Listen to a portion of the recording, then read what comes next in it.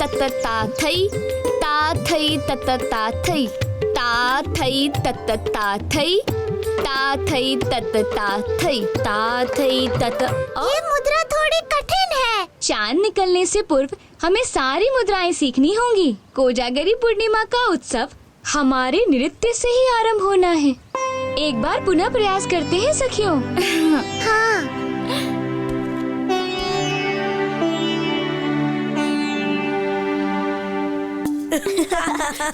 कब से ये गोपियाँ एक ही मुद्रा करती जा रही हैं। मुझे तो लगता है चंद्रास्त होकर सूर्योदय भी हो जाएगा, किंतु इनकी मुद्राएं ठीक नहीं होंगी।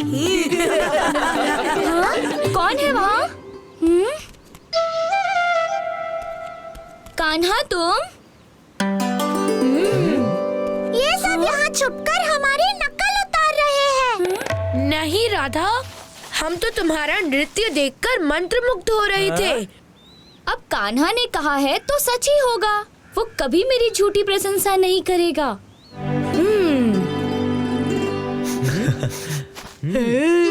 कान्हा, खीर बस पकने ही वाली है। सुगंध इतनी अच्छी आ रही है तो सोचो खाने में कितना आनंद आएगा।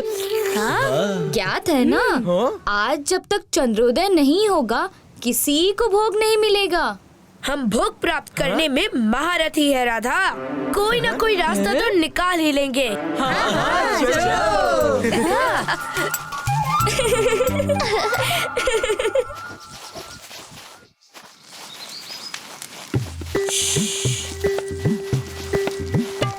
सुनो बहन, तनिक ये बादाम खीर में डाल देना। अवश्य। कान्हा तुम? लल्ला, ये क्या हो रहा है? मैया, भूख लगी है। मुझे कोई बहाना नहीं सुनना है लल्ला। संध्या तक रसोई घर के आसपास भी ना भटकना।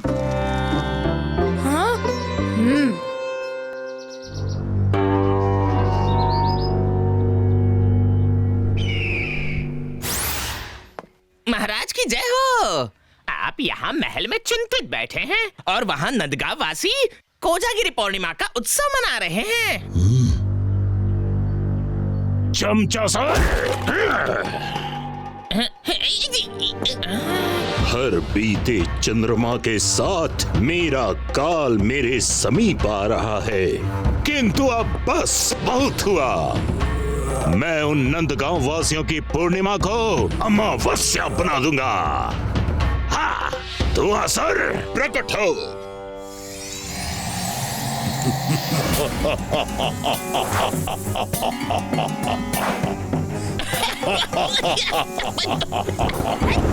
धुआंसुर को ना कोई पकड़ सकता है और ना कोई नष्ट कर सकता है। धुआंसुर, शीघ्र जाओ और लगा दो चंद्र पर ग्रहण। भूख से व्याकुल कर दो उन नंदगांव वासियों को। जैसी आज्ञा महाराज।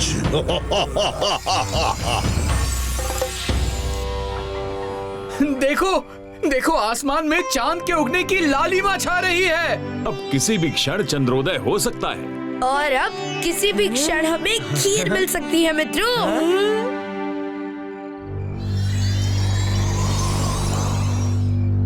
अरे, ये अकस्मात काले बादल कहाँ से आ गए? हवाई बादल हैं वैद्य जी, हवा के साथ साथ उड़ जाएंगे।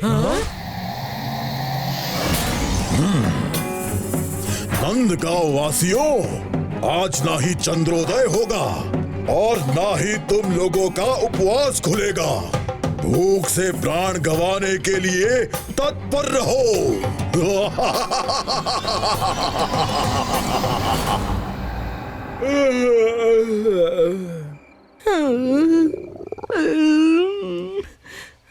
दाऊ, मुझे तो कुछ गड़बड़ लग रही है। क्या? पवन भी तीव्र है। बाकी सभी बादल आगे की ओर बढ़ रहे हैं, किंतु ये काले बादल जगह से हिल ही नहीं रहे। दाऊ, मैं अभी आया। ठीक है कान्हा।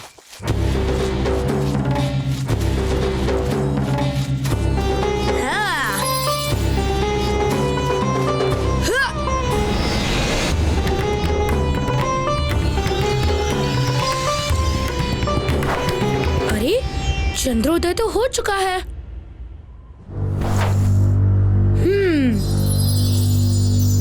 ओ हाँ, अर्थात ये काले बादल ही ध्रुतता कर रहे हैं। हाँ?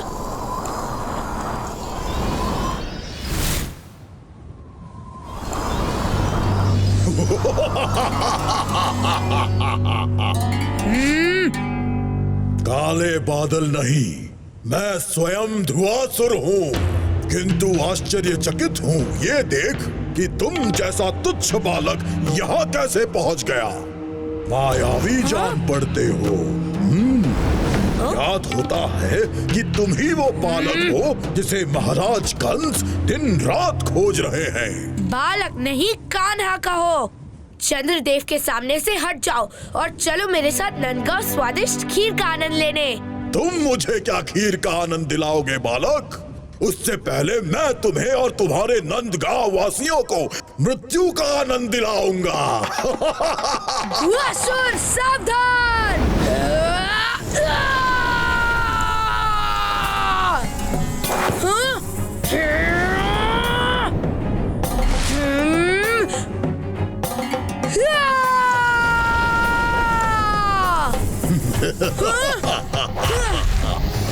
मैं धुआसुर हूँ, मेरा कोई आकार नहीं। मुझे ना कोई पकड़ सकता है और ना ही कोई नष्ट कर सकता है। किंतु फूंक मारकर उड़ाया तो जा सकता है ना? हाँ?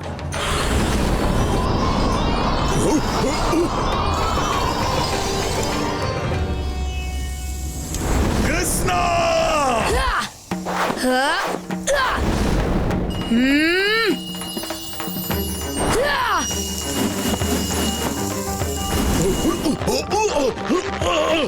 ये कैसे हो सकता है? चले जाओ यहाँ से धुआसुर। बुराई का परिणाम सदैव बुरा ही होता है। बहुत स्नेह है ना नंदगांव वासियों से। समस्त नंदगांव को धुआं धुआं कर दूंगा। हाँ? अरे अचानक ये धुआं कहाँ से आया? अरे कुछ दिखाई नहीं दे रहा। जान पड़ता है धुआंसुर का काला धुआं मेरे गाल को निकलने वाला है। तुम्हारी करनी का फल नंदगांव भोगेगा।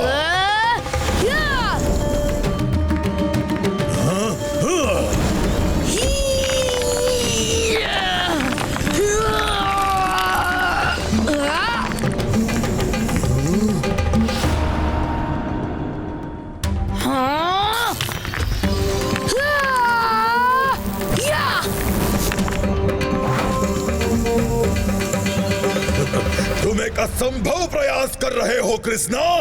मैं निरंतर बहने वाला अमर धुआं हूँ। करो वार, मारो मुझे। जैसी तुम्हारी इच्छा धुआसुर।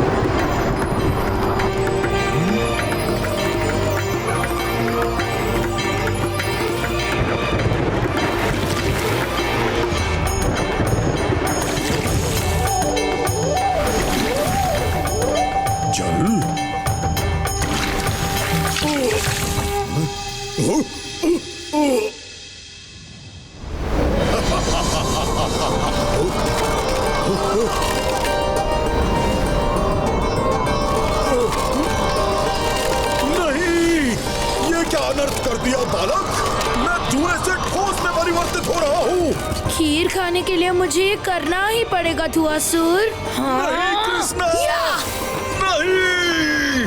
मुझे अत्यंत दुख है कि अब मैं तुम्हें खीर नहीं खिला पाऊंगा। हाँ? ये क्या?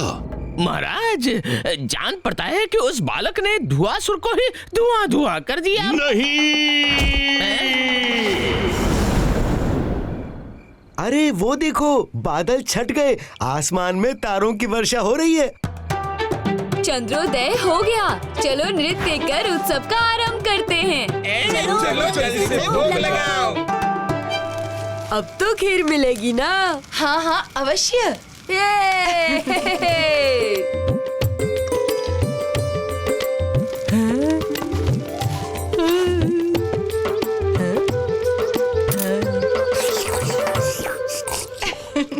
हाँ अरे पर लल्ला, मैं यहाँ खीर खा रहा हूँ मैया। स्वादिष्ट है। अरे हाँ, राधा का नृत्य।